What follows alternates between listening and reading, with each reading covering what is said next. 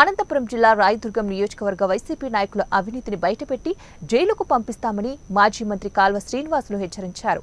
రాయదుర్గం పట్టణంలోని మల్లాపురం లేఅవుట్లో మన కోసం మన సీనన్న అనే కార్యక్రమంలో భాగంగా ఇంటింటికి వెళ్లి కరపత్రాలు అందజేశారు. ఇటీవల జగనన్న కాలనీలో జగనన్న గృహం కుప్పకూలడంతో లబ్ధిదారులు హేమజ్యోతి కుటుంబ సభ్యులను పరామర్శించారు. అనంతరం విలేకరులతో మాట్లాడుతూ 30వ వార్డు వైసీపీ కౌన్సిలర్ భర్త గోరంట్ల సత్యనారాయణ వైసీపీ ప్రభుత్వంలో మంజూరైన 100 జగనన్న ఇళ్ల నిర్మాణాలను నాసిరకంగా నిర్మిస్తున్నారని ఆరోపణలు వెల్లువెత్తుతున్నాయన్నారు. అలాంటి వైసీపీ నాయకులపై అవినీతికి అక్రమాలకు పాల్పడిన వైఎస్ఆర్సీపీ నాయకులపై వారి చిట్టా బయటకు తీసి జైలుకు పంపుతామని మాజీ మంత్రి కాల్వ పేర్కొన్నారు. జగనన్న నాసిరకం ఇళ్ల నిర్మాణ పనులను విమర్శిస్తూ తక్షణమే జిల్లా కలెక్టర్కు ఫిర్యాదు చేస్తామని కాల్వ వెల్లడించారు.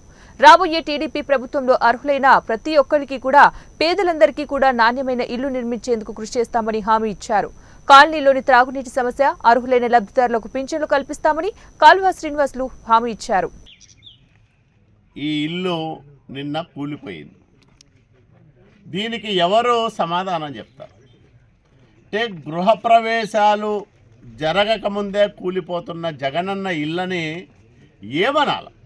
అది కూడా పేరు జగనన్న కాలనీ, డబ్బులన్నీ కేంద్ర ప్రభుత్వాన్ని, రాష్ట్ర ప్రభుత్వాన్ని నయా పైసా లేదు. ప్రధానమంత్రి ఆవాస్ యోజన 2021-22 ఆర్థిక సంవత్సరానికి మంజూరైన ఇల్లు ఇది. అప్పట్లో మేము కూడా పట్టణాల్లో సొంత స్థలాలున్న వాళ్లకు బిఎల్సి కింద బెనిఫిషరీ లెడ్ కన్స్ట్రక్షన్ పేరుతో 1,50,000 రూపాయలు కేంద్ర ప్రభుత్వం రాయితీ ఇస్తే 1,00,000 రూపాయలు చంద్రబాబు నాయుడు గారు ప్రభుత్వం ఇచ్చింది.